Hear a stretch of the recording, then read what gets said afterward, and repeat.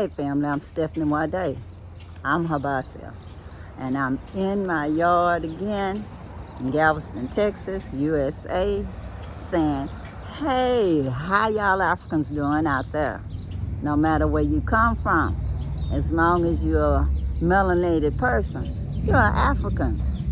So I'm saying, hello, I love you, I appreciate you. If you have not already, subscribe to my channel. Please do. Like, share, comment down below. Click on that notification bell so next time I upload, you'll see. I'm going to let you see how my garden grows, because I know y'all love nature as much as I do. I hope you can hear the birds surround us. They just seem to be no matter wherever you are. You just have to pay attention, y'all. That's all. Just a matter of paying attention. So anyway, I'm going to turn this camera around so y'all can see something else besides me. Hold on. This is my crepe Myrtle. I bought it some years back. It has survived a hurricane or two. And it is not just surviving, y'all. It's thriving. I love this tree. I like all of these survival type trees. It has the prettiest pink flowers. It'll be coming soon. This is my pecan tree. I actually got it as a gift from the city of Galveston with the Beautify Galveston program. They actually came and gave it to me for free and planted it. Now this is my tree that looks like bluebonnets, and it was made by the people at Texas A&M. I really can't remember what's the name of it, but it was designed specifically for Texas weather. So it has survived and thrived since I bought it, I believe at Home Depot actually. It survived a hurricane or two. Now this tree here on the right is just a tree that's good for whatever ails you. I guess it gives me oxygen and stuff, but I never planted it. It was just there. I trim it down as much as possible. This is my flower bed down here. This is perennials. I don't know if they perennial weeds or perennial flowers, y'all. I don't know. Just like these flowers there. I did plant some marigolds, but I don't know what's growing right now. They'll have to just declare themselves. The purple flowers, they are pretty. I don't know what they are. Probably part of the perennials. And it's good for the bees and all of that. And I love the bees because, you know, they do so much good stuff for us. So no matter what, I appreciate each little thing in my garden, as long as it's not something that kills everything else, as long as it's compatible with everything else surviving and thriving. And y'all see this flower pot? My grandfather made it with cement and marbles a long time ago, y'all, and it's still here. His creativity rubbed off on me. Nope, I haven't made anything with concrete, but I made lots with mud. So the genes are in me. This tree too is a survivor. We try to keep it under control. Sorry about the noise in the background, but this is a live recording, and I really don't do that much editing because number one, I don't know how, and I like to just keep it real pretty much. This flower, this tree is also from the Beautify Galveston program, but the lady actually gave it to me personally. I met her when I was doing a tour of the trees that's carved out of dead trees from hurricanes. So we just started talking. That's how we do in Galveston, very friendly. And she gave me this tree And she also gave me this other tree over here. It just looked like a twig when I got it. And you see my son had cut it in half. I guess he gave it up for dead or something. But you see from where it was cut, it have nerve to have grown, y'all. So it's getting taller just from the time that he cut it. And that was after the freeze. After the freeze. So it's a survivor, no matter how skinny it started off. And the bottom of it is getting thicker too. So it's gonna make it, y'all. And this tree here, all I know is bees like it, and butterflies like it. They put their little cocoons in it every year. So that will be something that I'll try my best not to cut down. We trim it down, but we don't cut it down because it's good for the butterflies. A nice butterfly tree. This is my roses that everybody loves. They do bloom for a while though, y'all. So they still here for a little bit longer. I appreciate them every day. I try to take a picture of them because every day they look a little bit different. I even forgot about the rose at the bottom. But it's there, y'all. You see, peeping out. Well, this rose tree, a rose bush, has been growing here for a long time now. I actually planted it myself. My mother used to have a rose bush, but it died. So I replanted this one when I took over the house. And it has lived through hurricanes and storms. So I do love my rose bush. And I let it grow and be supported by this tree. So everything grows in harmony. And I just trim it down ever so often. But yeah, cheers for my rose bush, y'all. I love it. Well, guys, we're back in the backyard again. And if you've been following my videos, you will see that this tree actually survived the freeze. I did not cover it up with any plastic or anything. I was like, you on your own. And even somebody that I will not mention went and singed my tree, carelessly smoking out here. And I had to cut off all of these branches to get all of the singed tree branches off. You'll see some of the leaves on the ground left over from burning. So even in America, we have to keep an eye out for these folks that's coming around that smokes, because they just dying of smoke and look like ready to bring you into the grave with them. But anyways, thank God they at least brain clicked on enough to put the fire out. But you see how this leaf still had like smoke, ember must have come up and singed the edge of the leaf.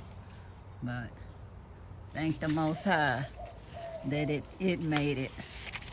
So that'll be just going to the compost heap. I let the leaves dry out before I put them with the compost heap. But anyway, the tree is surviving, not just Mother Nature, but folks that's a little damaged too. So it's a hardy tree. I just say hallelujah, it made it. And my house still intact, and so is my tree. One way or another, the whole is greater than the sum of its parts, and in general, it's okay. Okay, my onions, I actually have to read and see when it'll be time for me to harvest them. They survived the winter. I just put them in the garage. The only thing in the garage to keep them warm was the water heater. And so I guess it was enough because it didn't freeze. Like the Black Panther said, I didn't freeze. And this is my lemongrass. Look like it's still trying to live, you know. I actually didn't bring it in the house or anything, so it survived the freezing weather.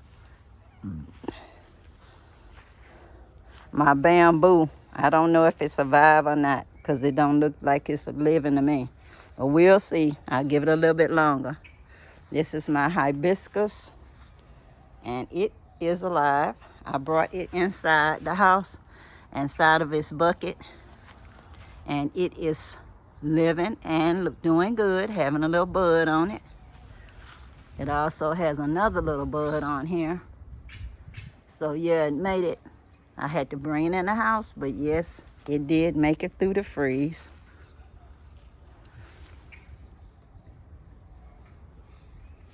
Now my arugula, it made it through the freeze, and I did not bring it in the house.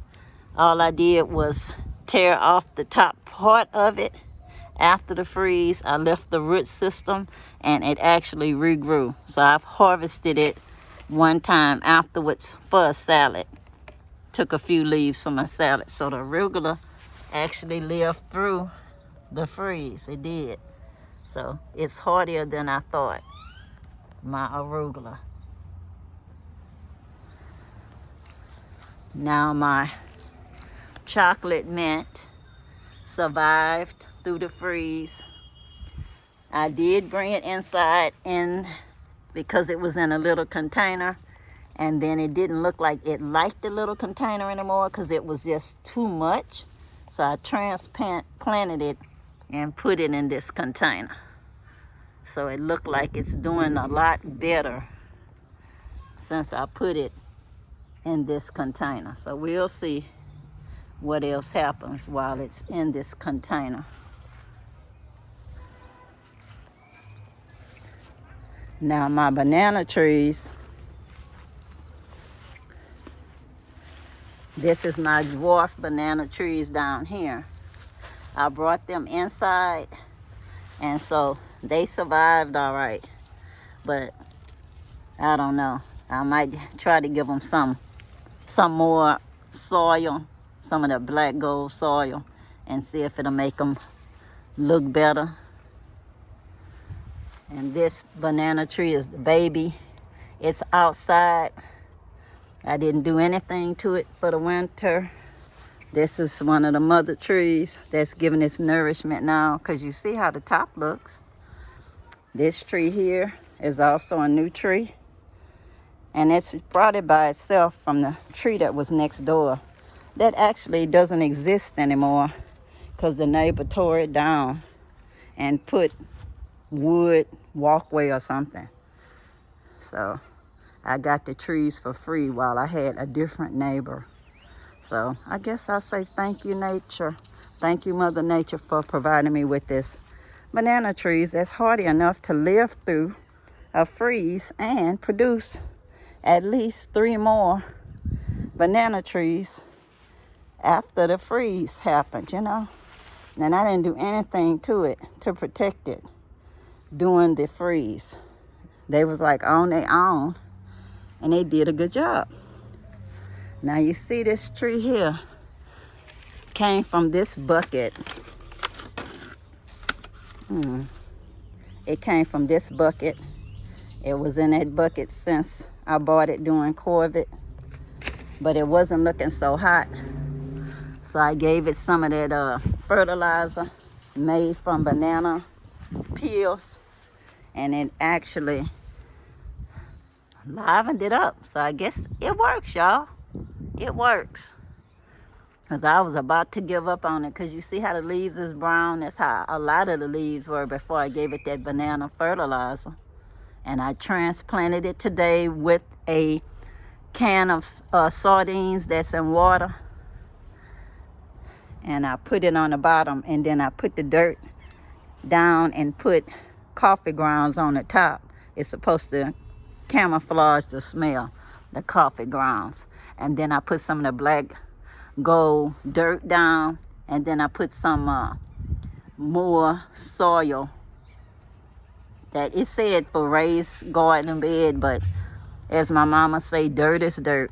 So that's what's there, because it was a big mound in my dirt. My ground is hard because it has a lot of seashells in it. So I dug as much as I could. And then I put the dirt so the root system will make a way for itself. It'll be fine. But yeah, it looks good. It should do fine now that it has somewhere to grow outside of the bucket. It just declared it didn't want to be in a bucket anymore.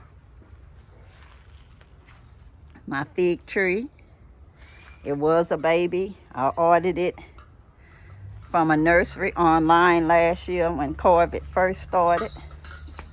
And y'all, it started off being like a little stick.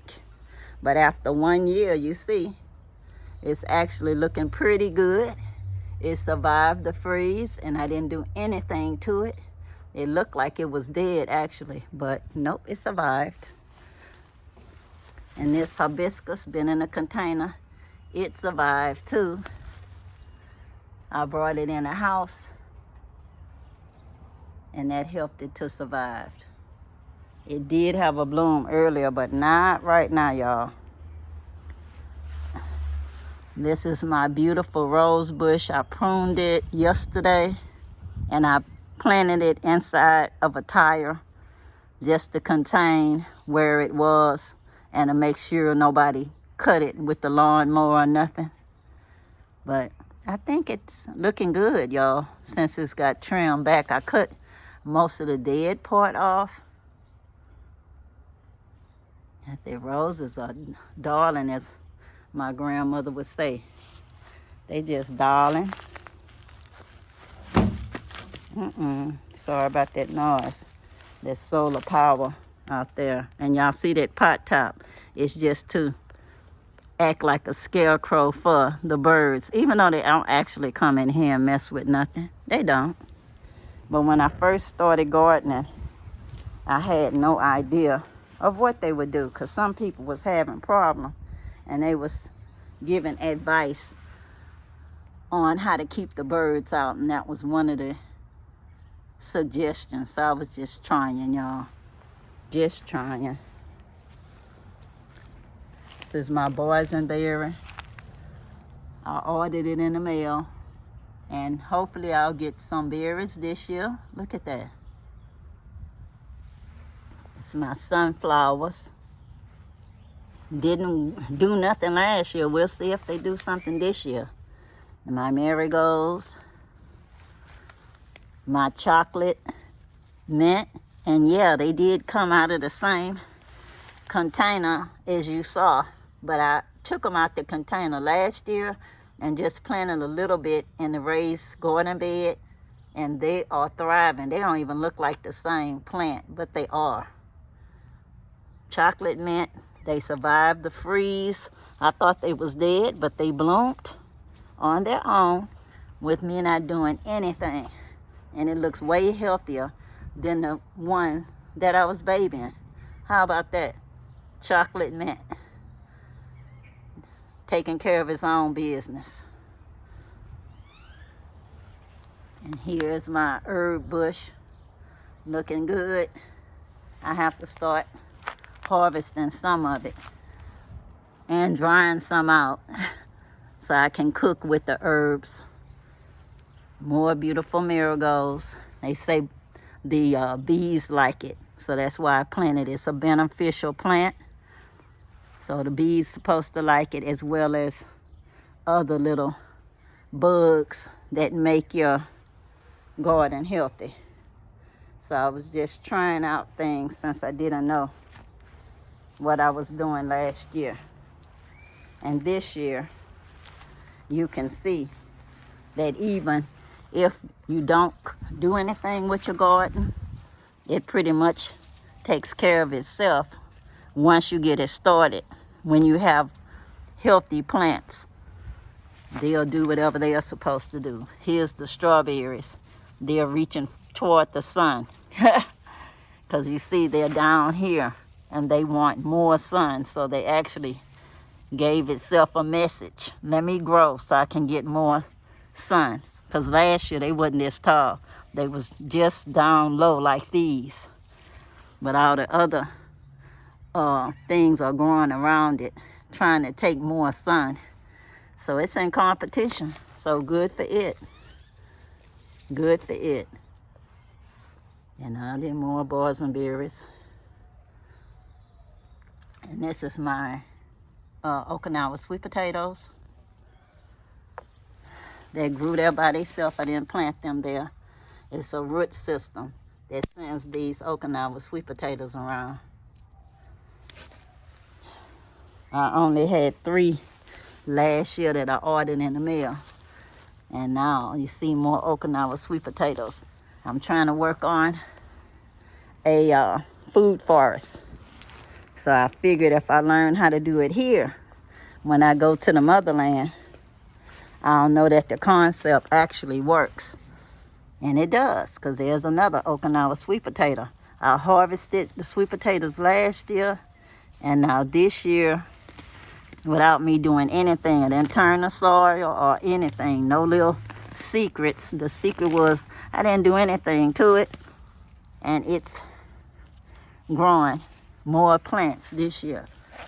They're just everywhere. All of this Okinawa sweet potatoes. So we'll see what kind of harvest I get this year.